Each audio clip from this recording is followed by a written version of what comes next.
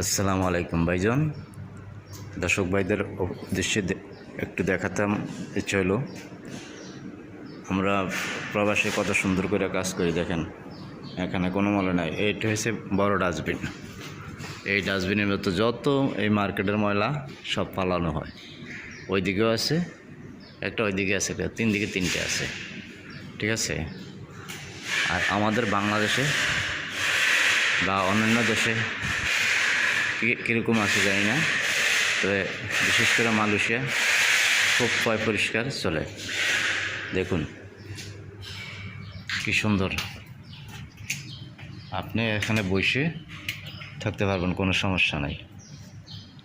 এত সুন্দর করে ক্লিন করা হয়েছে। আর যা কিছু ময়লা আছে প্লাস্টিক করে এভাবে ফালানো হয়। অনেক ভালো ভালো জিনিসও ফালাই দেয়, ঠিক আছে।